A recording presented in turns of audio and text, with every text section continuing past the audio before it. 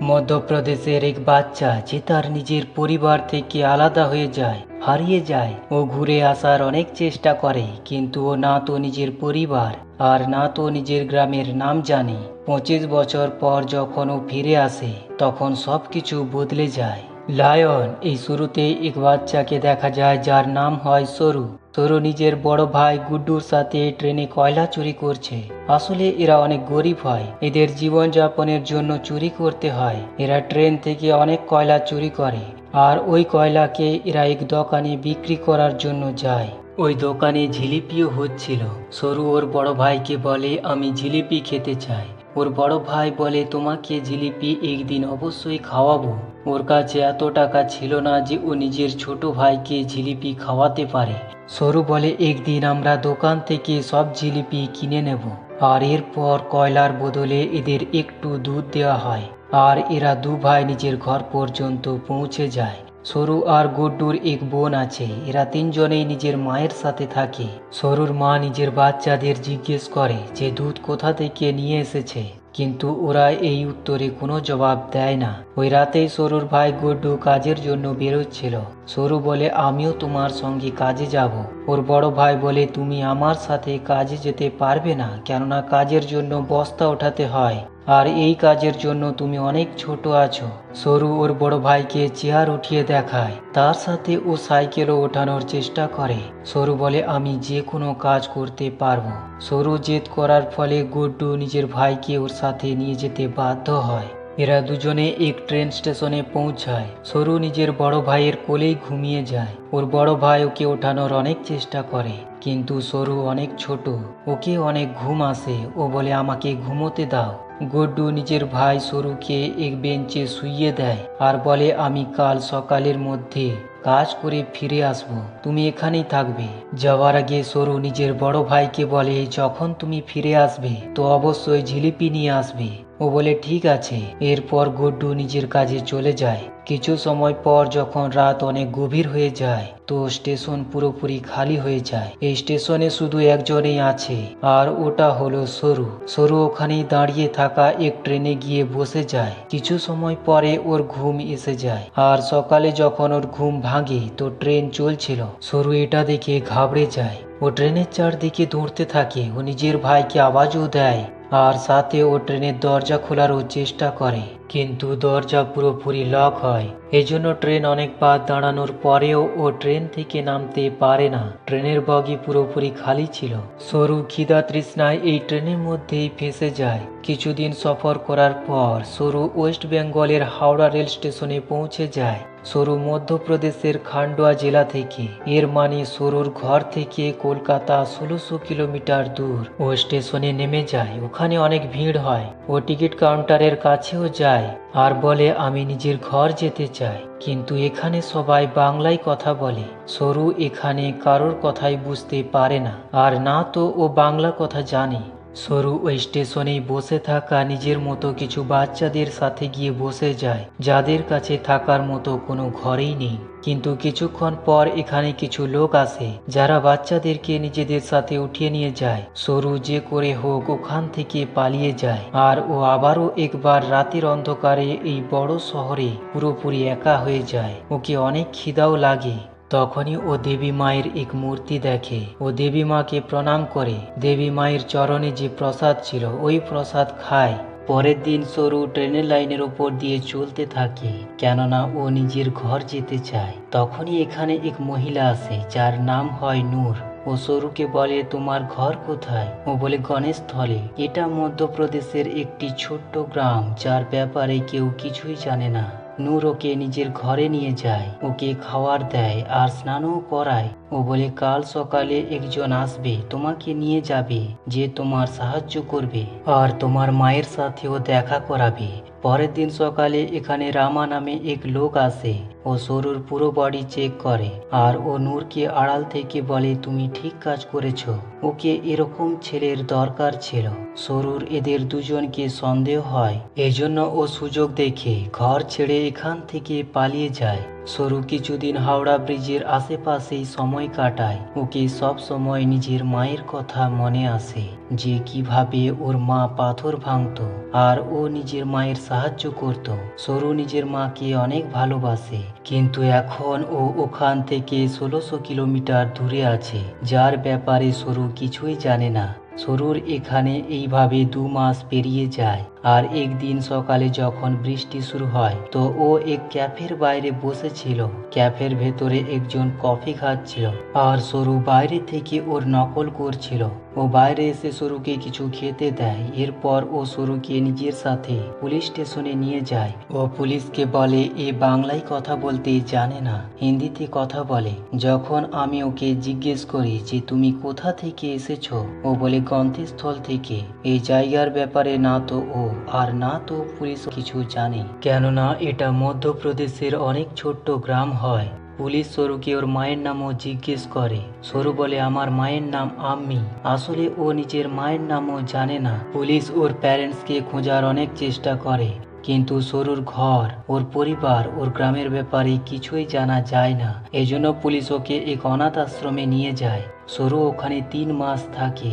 আর 3 মাস পর সরুর সাথে এক মহিলা দেখা করতে আসে, যার নাম মিসেস সুদ। ও সরুকে বলে আগের 3 মাস ধরে আমরা তোমার মাকে, তোমার পরিবারকে অনেক খোঁজার চেষ্টা করেছি, কিন্তু কিছুই জানা যায়নি। আমরা নিউজ পেপারে তোমার মিসিং রিপোর্ট দিয়েছি, যে নিউজ পেপারকে ডেলি 1.5 কোটি লোক পড়ে, কিন্তু এর কোনো লাভ হয়নি। সরু বলে আমার ঘর এখান থেকে অনেক দূরে আছে, আমি নিজের মায়ের কাছে, গুড্ডুর কাছে যেতে চাই। মিসেস সুদ বলে আমরা সব জায়গায় সব রকমের চেষ্টা করেছি, আর এখন অপেক্ষা করে কোনো লাভ নেই। এক অস্ট্রেলিয়া দম্পতি আছে যারা তোমাকে অ্যাডপ্ট করতে চায়। ওরা অনেক ভালো মানুষ, ওদের সাথে তুমি অনেক খুশি থাকবে। তোমাকে অস্ট্রেলিয়া যেতে হবে। এরপর মিসেস সুদ সরুকে নিজের সাথে নিজের ঘরে নিয়ে আসে, যেখানে আরো কিছু বাচ্চা আছে। মিসেস সুদ কিছু ইংলিশ ওয়ার্ডের মানে সবাইকে শেখায়। আর এরপর সরুকে অস্ট্রেলিয়া পাঠিয়ে দেওয়া হয়, যেখানে মিস্টার জন আর ওর ওয়াইফ সু, যেনারা সরুকে অ্যাডপ্ট করেছে, ওকে দেখে ওদের অনেক খুশি হয়। সরুকে এরা নিজেদের ঘরে নিয়ে আসে। ছোট্ট মাটির ঘরে থাকা সরু যখন এই ঘর দেখে, তখন ও অবাক হয়ে যায়। তার সাথে ও অনেক চুপচাপও হয়, কেননা এই দেশ, এখানের হাওয়া, মাটি সবকিছুই সরুর কাছে পুরোপুরি নতুন হয়। সরুর মা সু, যে সরুকে অ্যাডপ্ট করেছে, ও সরুকে ইংলিশে বলে আমি জানি যে তোমার সফর এত সহজ ছিল না, তুমি এই সময় কিছুই বলতে পারবে না, কিন্তু একদিন তুমি অবশ্যই আমাদের সব কিছু বলবে। সরু আস্তে আস্তে এদের ভাষা, আদব কায়দা শিখতে শুরু করে দেয়, আর খুব জলদি এদের সাথে ও কমফোর্টেবল হয়ে যায়। মিস্টার জন আর ওর ওয়াইফ সরুকে নিজের ছেলের মতো ভালোবাসে। ওরা ওর জীবনে কোনো কিছুই কম হতে দেয়নি।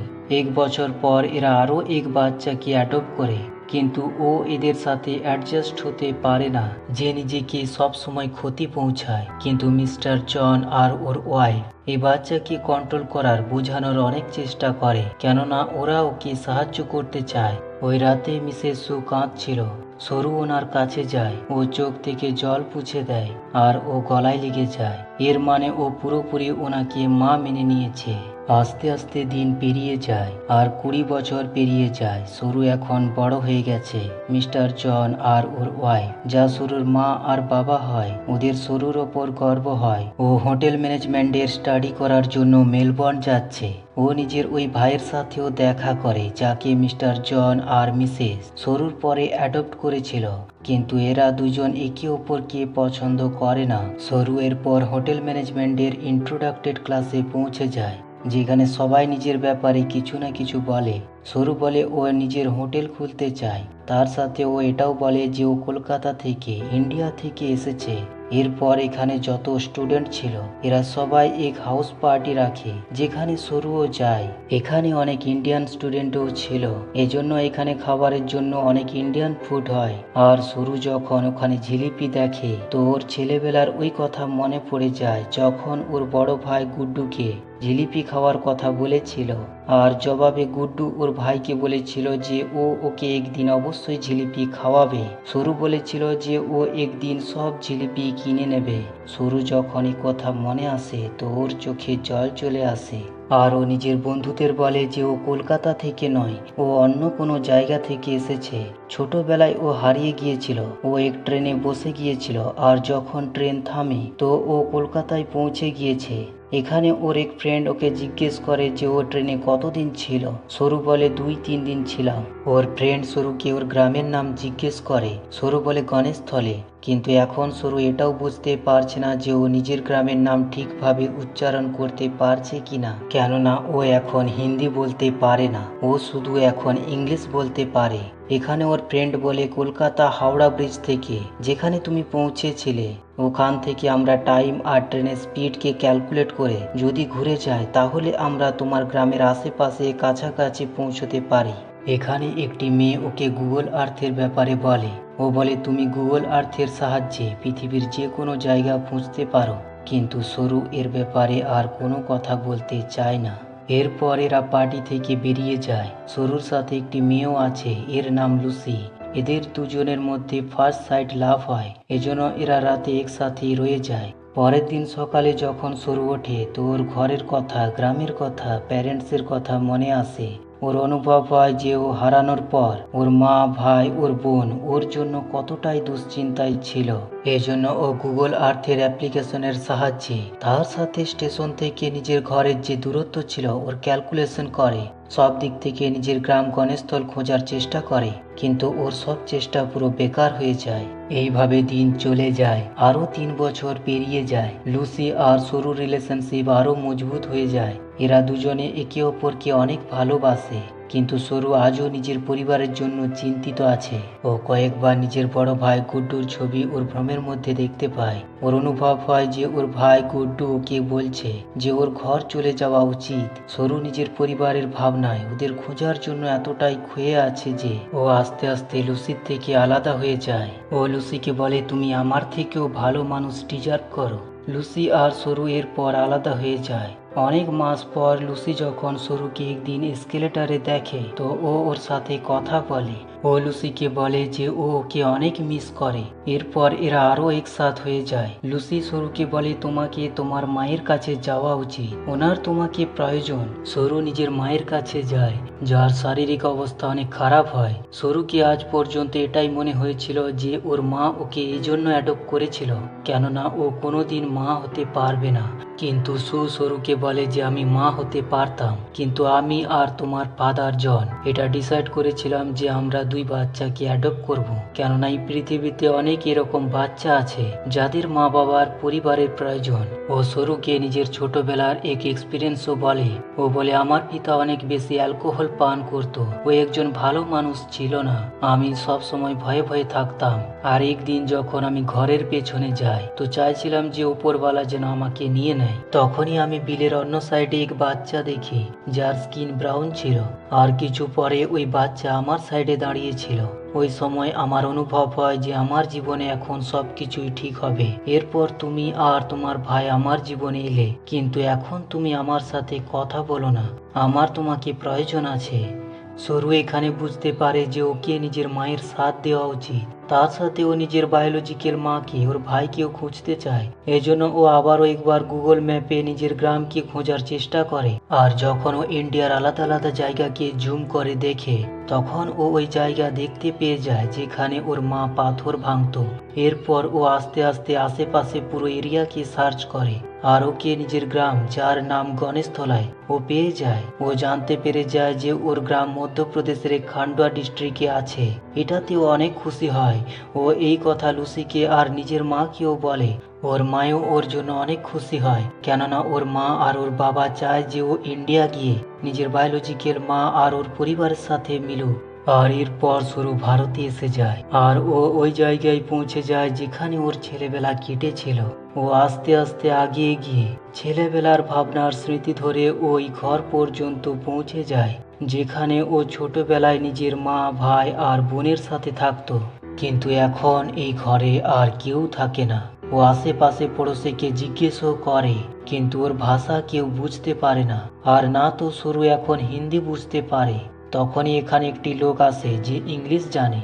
সরু ওকে নিজের মা আর ভাইয়ের নাম বলে। ওকে জিজ্ঞেস করে যে পরিবার আগে এই ঘরে থাকতো এখন ওরা কোথায় গেছে, কিন্তু ওই লোকটি ওর কথার কোনো জবাব দেয় না, ওখান থেকে চলে যায়। কিন্তু কিছু সময় পরে ও ফিরে আসে আর সরুকে ইশারা করে। সরু যখন ওইদিকে যায় তো দেখে ওর সামনে এক বৃদ্ধ মহিলা আসছে, আর এই মহিলা আর কেউ নয় বরং ওই ছিল যার কোলে সরু ছেলেবেলা কাটিয়েছিল। এটাই সরুর বায়োলজিক্যাল মা হয়। ও ওর গলায় লেগে অনেক কাঁদতে থাকে। এখানে সরুর বোনও আছে। ও নিজের বোনের গলায় মিলে যায়, কিন্তু সরু নিজের ভাইয়ের সাথে দেখা করতে পারে না। ও জানতে পারে যে যেদিন রাতে ও নিজের ভাইয়ের সাথে কাজে গিয়েছিল, কিন্তু ওই সময় সরুর ঘুম এসেছিল, এজন্য ওর ভাই গুড্ডু ওকে বেঞ্চে শুইয়ে দিয়েছিল। আর যখন ও কাজে যাচ্ছিল ওই রাতেই সরুর বড় ভাই গুড্ডুর ট্রেন দুর্ঘটনায় মৃত্যু হয়ে যায়। এর মানে এক মা এক রাতেই নিজের দুই ছেলেকে হারিয়ে ফেলেছিল, কিন্তু ওর বিশ্বাস ছিল যে একদিন ওর ছেলে অবশ্যই ওর কাছে ফিরে আসবে।